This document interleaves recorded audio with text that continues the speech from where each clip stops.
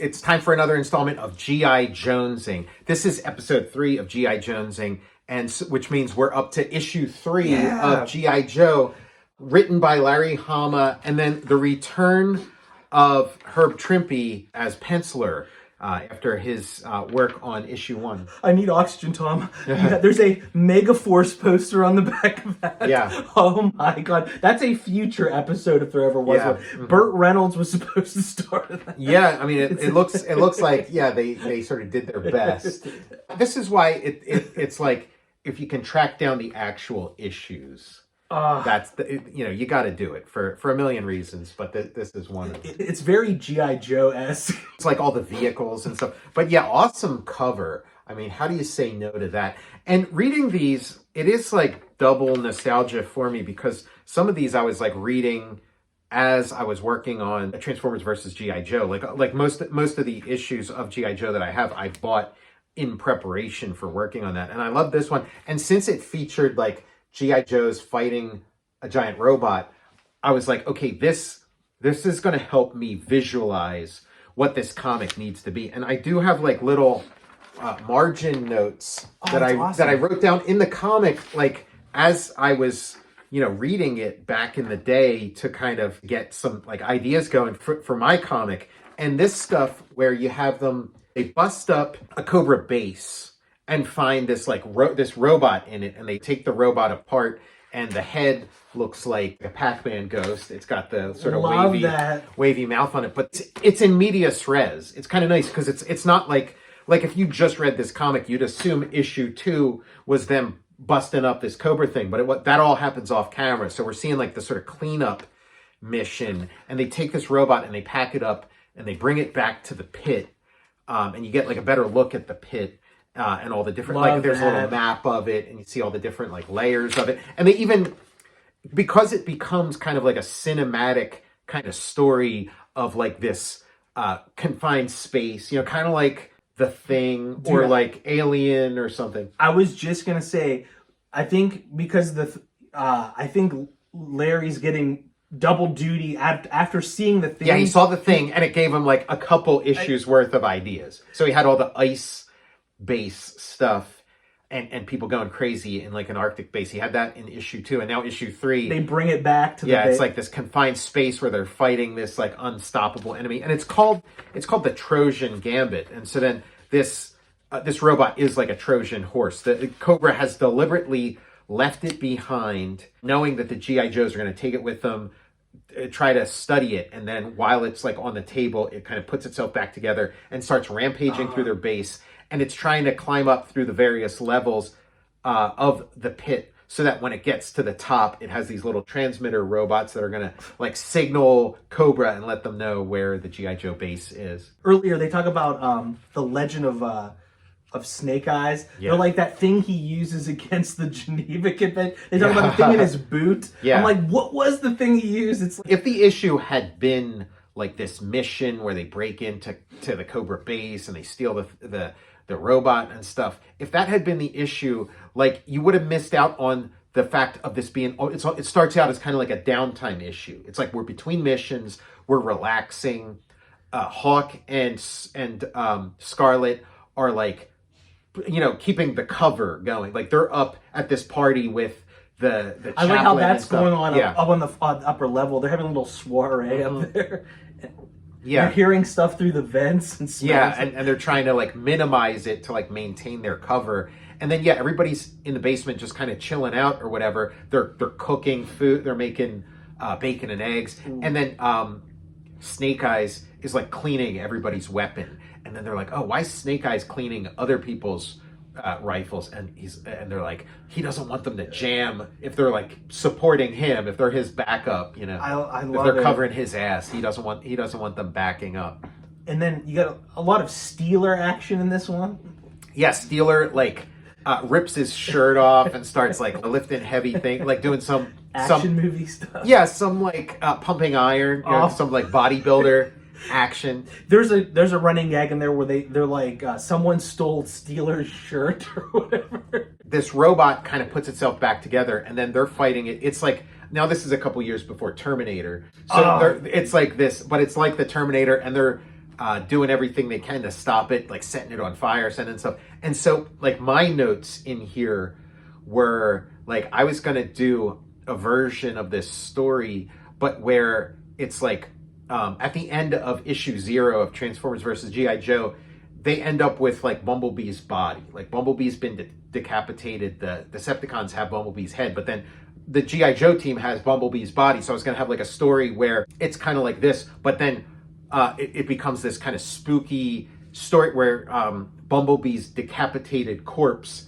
kind of like fires to life and starts rampaging within the pit, within the G.I. Joe base, and they have to like do what they can to stop it and things, and have it be like kind of moody and stuff. And again, I that ended up not happening within the pages of the comic. It kind of happens, it ends up happening between issue 0 and issue 1, and you see some of the like fallout of it, but you don't see like that actual. So if I ever do like an Untold Tales of Transformers versus G.I. Joe, this is one I could, because I had kind of forgotten about that until I was reading this, and I was reading like my margin notes, and I was like, oh, okay, yeah, pretty cool idea. That's so cool. This is, become like a artifact part of the whole of Transformers vs. G.I. Joe. Yeah, I mean, a lot of my comics are like that, where I'll get an idea, and sometimes, like when I was working on Superpowers, I'd be reading, some Jack Kirby comic or whatever, and I'd start writing, like I'd just come up with ideas as I'm reading it and start writing things in the margin. So sometimes I'll read some of my old comics, like some of the ones I'm doing for New God Sunday School or Thursday Comics will have like a little thing. But then even a comic where it's like not anything that that I'm working on or that I'm signed up to work on, I'll just write it down just in case, because it's like you never know when you're gonna be called on to do like a Spider-Man comic or something. You got it in the hopper. Yeah, it's in the yeah, it's ready to go. When that hand is running around, that robot hand, it was like what Thing from the Addams Family breaks bad. Yeah, he's like. Yeah, and that was a pretty cool sequence. Like Larry Hama's writing is really good. All 3 of these issues have had like a really nice, like satisfying cinematic structure. Yeah. Marvel was putting out a lot of good comics in the early 80s, but these G.I. Joe ones, they feel like they're a cut above. It feels like, they're just like rock solid. And again, we've had some G.I. Joe movies. I enjoy the G.I. Joe movies, but like if you can adapt, this could be a G.I. Joe movie, like in and of itself. Issue 2 could have been a G.I. Joe movie. Issue 1 could have been a G.I. Joe movie. Like they're ready to go. Like when I'm reading these issues, you want to give it your undivided attention. Yeah. When you're reading like I'm like, I can't. It's a good thing. I'm like, I need to focus on like the dialogue's like really juicy. I can't like mail it in. A lot of the superhero comics, like the Marvel superhero comics of that era of like the early 80s. Had kind of become sort of formulaic. Like the formula was so, like it was a good formula and it was so well established, but it's like it was getting a little stale by the early 80s, and so a lot of those, a lot of like the superhero comics of that era are just there's just not much meat on the bones. But these G.I. Joe ones, I don't know, like it's just a really great body of work, and like we're just barely getting started with it. But it is like it goes on for over 100 issues. I think it's like up to like 150 some issues, and then restarts again in the early 2000s. Like continues from that, whatever that final issue was, 150 or whatever it was. Yeah, it's just so good for so much of the run. I'm so excited, Tom. This is great. Like this is like one of the best comics related experiences I've ever had. Like starting from issue 1 and like and going. Not every comic is like this. Like.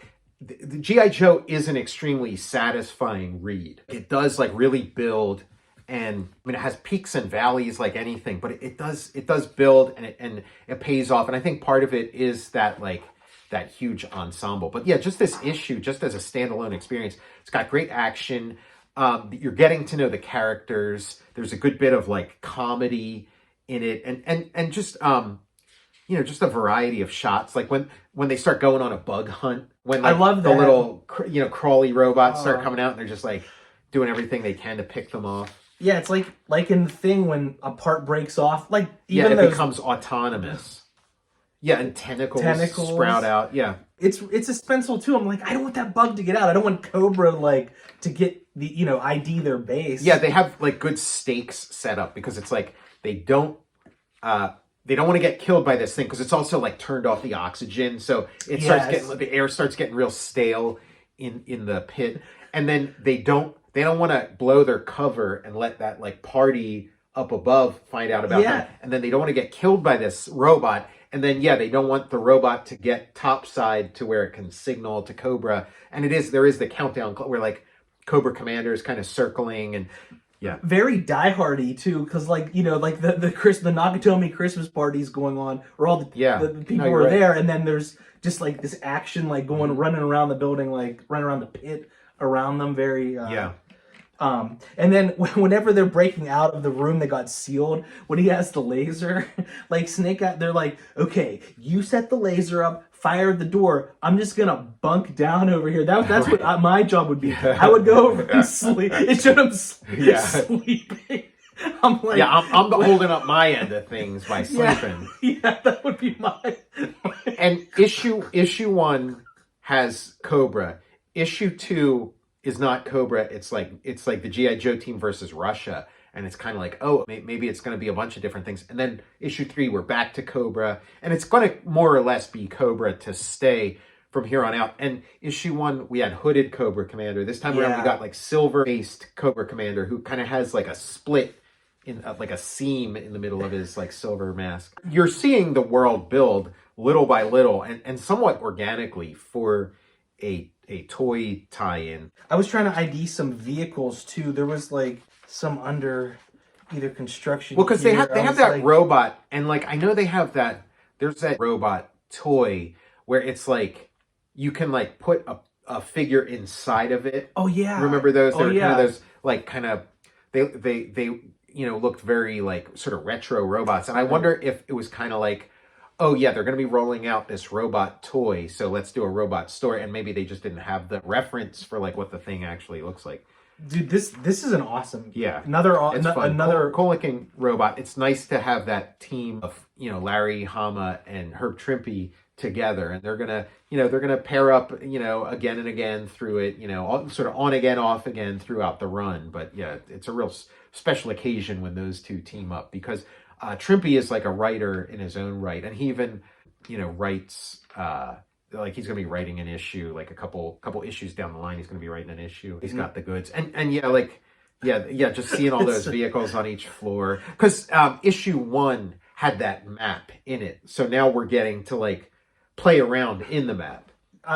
I've been like looking at old G.I. Joe like ads, like vintage ads, and being like trying to remember what I had. I just like it feels like there's old vehicles coming out of like appearing from nothing. I'm like, oh, where were all these when I was little? Like, I was at like the vintage toy store the other day, and I was looking at the G.I. Joe display, and I finally saw like where Hawk is from, and I thought he came with the tank or something, but he comes with like it's this little like 2-wheeled missile launcher kind of like this little like mobile missile launcher thing that he mans, and they had Hawk, and I never had the Hawk figure, but I was tempted to get it just because it's like just to have like the guy, because he's like the main guy, he's like the team leader in the comic. Working on Transformers versus G.I. Joe, I was like just grabbing all the comics I could and reading them and learning the lore as I'm reading it, and this was one of the early ones I picked up and read, and so it's like, okay, there's Duke. Oh wait, that's not Duke. That's Hawk. Like because he looks so much like Duke. I had this like cognitive dissonance where I kept thinking it was Duke, and then this is one of those stories where it's all those like green G.I. Joes. The green shirts. It's all these G.I. Joes that like you're trying to figure out which one's which. They're all wearing green. That's pre when I started getting into. I'm looking back. I'm like, I want them to be more identifiable. Yeah, individualized and stuff. But like I was like reading this and I was getting intrigued by just the aesthetic of like all these like interchangeable green guys who you're not sure like which one is which. And I thought like, oh, let me do something with that. And so I kind of had this idea of having a segment of the story where it is like that world where it's like, okay, where are the G.I. Joes I know? And Scarlet's like the leader and stuff. And then, something happens where like most of those guys get killed off. And then we start getting like the G.I. Joes we know. And some of that stuff did end up working its way into the final mix. Like issue 0 has a lot of those has like Zap and Short Fuse and a lot of those guys, and some of them do get, you know, mowed down in the course of it. I also love that you gave your Steeler the Pittsburgh accent. The Pittsburgh accent, because he doesn't have a Pittsburgh accent in any of this. It's an awesome issue. Another one. Yeah, really, really fun. Yeah, we're on a roll. Like, it's not getting old at all. Like, I'm excited for the next issue, and I hope you'll join us for that. I'm Tom Scioli, author of Jack Kirby, The Epic Life of the King of Comics. I Am Stan, a graphic biography of the legendary Stan Lee. Jack Kirby's Star Warriors, The Adventures of Adam Star and the Solar Legion. And Witchman, a new superhero comic book, which I'm currently working on and just recently had a successful Kickstarter campaign. I'm Matt Zeoli. And you can follow me on Twitter at Tom Scioli, on Instagram at Tom_Scioli, and support my Patreon. Go to patreon.com and search my name, Tom Scioli. Follow the show on Instagram at total_recall_show. And please, if you enjoyed this video, like, follow, and subscribe to the Total Recall Show channel. And chime in with your review in the comments of issue 3. Yeah, you'll catch us next time reading issue 4. Yeah, issue 4. I can't wait.